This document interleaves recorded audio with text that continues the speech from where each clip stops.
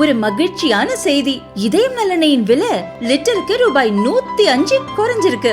September 2023ல 1 litre இதயம் நல்லெண்ணெயின் அதிகபட்ச விலை ரூபாய் 503. ஆனா இப்ப 1 லிட்டர் இதயம் நல்லெண்ணெயின் விலை ரூபாய் 398 மட்டும்தான் தமிழ்நாட்டுல. அப்ப இனிமே எல்லாரும் இதயம் நல்லெண்ணெய் வாங்கலாம் இல்ல?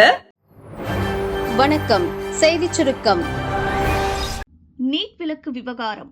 அனைத்து சட்டசபை கட்சி தலைவர்கள் கூட்டம் நடக்கிறது. கடந்த 4ஆம் தேதி சட்டசபையில் பேசிய முதல்வர் ஸ்டாலின், நீட் தேர்வு போராட்டம் இன்னும் முடியவில்லை, சட்டப்பூர்வமான நடவடிக்கைகள் குறித்து சட்ட வல்லுநர்களுடன் கலந்தாலோசிக்கப்படும். மேலும் இது தொடர்பாக அனைத்து சட்டசபை கட்சி தலைவர்களிடமும் கலந்தாலோசனை கூட்டம் வரும் 9ஆம் தேதி சென்னை தலைமைச் செயலகத்தில் நடக்கும் என்று அறிவித்தார். அதன்படி இன்று மாலை 5 மணிக்கு இந்த கூட்டம் நடக்கிறது. இதில் திமுக, காங்கிரஸ், பாமக, மதிமுக, விடுதலை சிறுத்தைகள், மார்க்சிஸ்ட் கம்யூனிஸ்ட், இந்திய கம்யூனிஸ்ட், மனிதநேய மக்கள் கட்சி, கொங்குநாடு மக்கள் தேசிய கட்சி, தமிழக வாழ்வுரிமை கட்சி, புரட்சி பாரதம் ஆகிய 11 கட்சி நிர்வாகிகள் கலந்து கொள்கின்றனர். அதிமுக பங்கேற்காது என அக்கட்சியின் பொதுச் செயலாளர் பழனிசாமி தெரிவித்துவிட்டார். பாரதிய ஜனதாவும் கலந்து கொள்ளாது. காங்கிரஸ் செயற்குழு கூட்டம் 64 ஆண்டுகளுக்கு பின் நடக்கிறது. 64 ஆண்டுகளுக்கு பிறகு அகில இந்திய காங்கிரஸ் செயற்குழு மற்றும் பொதுக்குழு கூட்டம் குஜராத் மாநிலம் அகமதாபாத்தில் இன்று நடக்கிறது. காங்கிரஸ் தலைவர் மல்லிகார்ஜுன கார்கே தலைமையில் 2 நாள் நடக்கும் இந்த கூட்டத்தில் பார்லிமென்ட் குழு தலைவர் சோனியா, லோக்சபா எதிர்க்கட்சித் தலைவர் ராகுல் பங்கேற்கின்றனர்.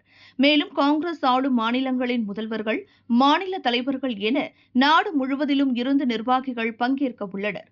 இதில் சட்டசபை தேர்தலுக்கு தயாராகும் வகையில் மாவட்ட தலைவர்களுக்கு கூடுதல் அதிகாரம் அளிக்கும் தீர்மானம் கொண்டுவரப்படுகிறது. தமிழகம், கேரளா, அஸ்ஸாம், மேற்கு வங்கம் ஆகிய மாநிலங்களின் சட்டசபைகளுக்கு அடுத்த ஆண்டு தேர்தல் நடக்க உள்ளது. இந்த தேர்தல்களை சந்திப்பது குறித்தும் விவாதிக்கப்பட உள்ளது. இதில் நிறைவேற்றப்பட வேண்டிய முக்கிய தீர்மானங்கள் குறித்து விவாதிக்க காங்கிரஸ் காரிய கமிட்டி மற்றும் மத்திய தேர்தல் குழு கூட்டம் அகமதாபாத்தில் உள்ள வல்லபாய் பட்டேல் நினைவிடத்தில் நேற்று நடந்தது. தமிழை போற்றி வாழ்ந்த குமரி அனந்தன் காலமானார். காங்கிரஸ் மூத்த தலைவர் குமரி அனந்தன் காலமானார். அவருக்கு வயது 93. வயது மூப்பு மற்றும் சிறுநீரக பிரச்சினை காரணமாக சென்னை ஹாஸ்பிட்டலில் அட்மிட் செய்யப்பட்டிருந்தார்.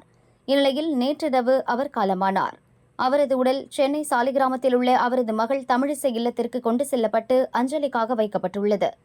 தமிழக காங்கிரஸ் கமிட்டி தலைவராக இருந்த குமரி அனந்தன் 5 முறை எம்எல்ஏவாகவும் 1 முறை எம்பியாகவும் பதவி வகித்தார். இலக்கிய செல்வர் என அனைவராலும் அழைக்கப்பட்டு வந்தார். இவருக்கு ஒரு மகன், மகள் தமிழிசை உட்பட 4 மகள்கள் உள்ளனர்.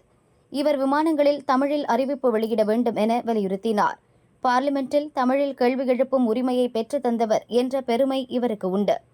சாத்தான்குளம், ராதாபுரம், திருவெற்றியூர் தொகுதிகளில் எம்எல்ஏவாக தேர்ந்தெடுக்கப்பட்டார். 1977ஆம் ஆண்டு நடந்த லோக்சபா தேர்தலில் நாகர்கோவில் தொகுதியில் போட்டியிட்டு வென்றார். மணியாச்சி ரயில் நிலையத்திற்கு வாஞ்சி மணியாச்சி என பெயர் வர காரணமாக இருந்தவர். தந்தி விண்ணப்பங்கள், மணியாடர் போன்றவற்றில் தமிழ் இடம்பெற வேண்டுமென போராடி பெற்றுத்தந்தவர் இவர். தமிழில் இலக்கிய புலமை பெற்றவர், இலக்கிய செல்வர் மற்றும் இலக்கிய பேச்சாற்றல் மிக்க தமிழ் இலக்கியவாதி என பன்முகங்களை கொண்டவர். மறைந்த காங்கிரஸ் எம்பி வசந்தகுமார் இவரது சகோதரர் ஆவார். தமிழ் காங்கிரஸ் சார்பில் பலமுறை யாத்திரை மேற்கொண்டார்.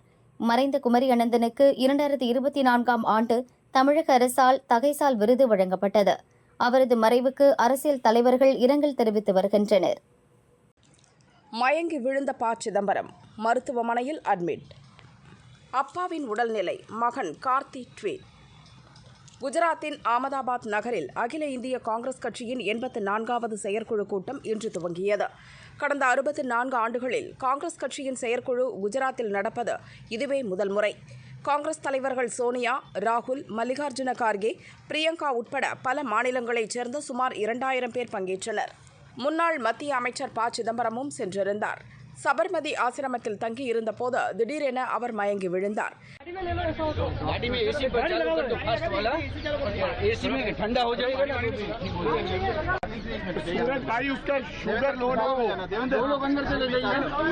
கட்சியினர் அவரை மருத்துவமனையில் சேர்த்தனர். அங்கு அவருக்கு சிகிச்சை அளிக்கப்பட்டது. ப. சிதம்பரத்தின் உடல்நிலை பற்றி அவரது மகன் கார்த்தி ட்வீட் செய்தார். அதிக வெப்பம், நீர்ச்சத்து குறைவால் அப்பாவுக்கு மயக்கம் ஏற்பட்டது. அவர் ஜைடஸ் மருத்துவமனையில் டாக்டர்களின் கண்காணிப்பில் உள்ளார். அவரின் உடல்நிலை இயல்பாக உள்ளது என தெரிவித்துள்ளார். கனமழை எச்சரிக்கை வாபஸ், வானிலை ஆய்வு மையம் அறிவிப்பு. வானிலை ஆய்வு மையத்தின் தென்மண்டல தலைவர் அமுதா கூறியதாவது: வங்கக்கடலில் நிலவும் ஆழ்ந்த காற்றழுத்த தாழ்வு பகுதி அடுத்த 24 மணி நேரத்தில் மத்திய வங்கக்கடல் பகுதிக்கு வந்து பின் படிப்படியாக வலு குறைந்துவிடும். இதன் காரணமாக தமிழகத்தில் ஒரு சில இடங்கள், புதுச்சேரி மற்றும் காரைக்காலில் இன்றும் நாளையும் லேசான மற்றும் மிதமான மழை பெய்ய வாய்ப்புள்ளது. அதே நேரம் தமிழகத்தில் ஒரு சில இடங்களில் அதிகபட்ச வெப்பநிலை இயல்பை விட 3 டிகிரி வரை உயரும். சென்னையில் வானம் ஓரளவு மேகமூட்டத்துடன் காணப்படும். ஒரு சில இடங்களில் லேசான மழை பெய்ய வாய்ப்புள்ளது. காற்றழுத்த தாழ்வு பகுதி திசை மாறியதால் கனமழை எச்சரிக்கை திரும்பப் பெறப்படுவதாக வானிலை ஆய்வு மையம் அறிவித்துள்ளது. நேற்று மாலை நிலவரப்படி சேலம் மற்றும் வேலூரில் அதிகபட்சமாக 101 டிகிரியும், ஈரோடு, திருப்பத்தூரில் 100 டிகிரியும் வெப்பம் பதிவானது. அயன் படம் பாணியில் போதைப்பொருள் கடத்தி வந்த கில்லாடி லேடி, சென்னை இளைஞரை பிடித்த மோப்ப நாய். துபாயிலிருந்து சென்னைக்கு விமானத்தில் வந்த பயணிகளை ஏர்போர்ட் சுங்க அதிகாரிகள் பரிசோதித்தனர். ஜாம்பியா நாட்டு இளம் பெண் ஒருவர் ஆப்பிரிக்க நாடான செனகலில் இருந்து சுற்றுலா விசாவில் வந்திருந்தார். அவர் மீது சந்தேகம் ஏற்பட்டதால் தனி அறையில் அழைத்துச் சென்று சோதித்தனர்.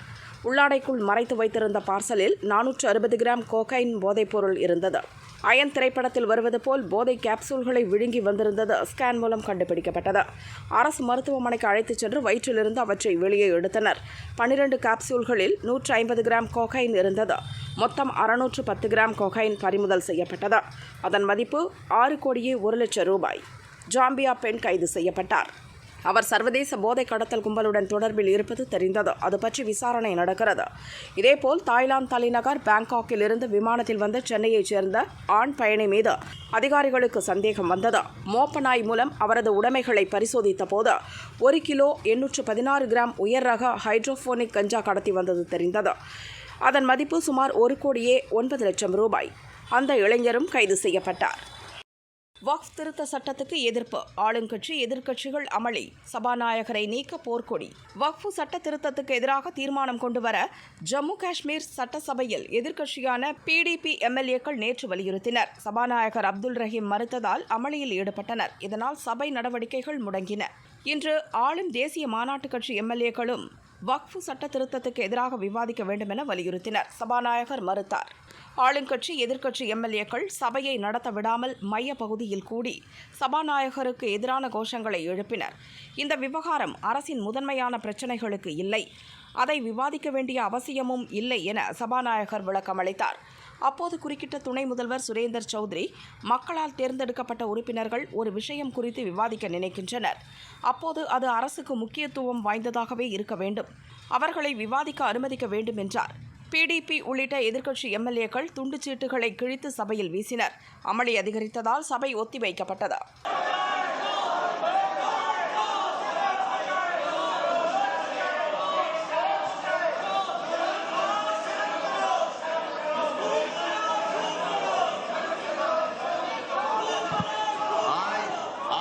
இச்சூழலில் சபாநாயகருக்கு எதிராக நம்பிக்கையில்லா தீர்மானம் கொண்டு வந்து அவரை மாற்ற வேண்டும் என்று எதிர்க்கட்சிகள் வலியுறுத்தி வருகின்றன.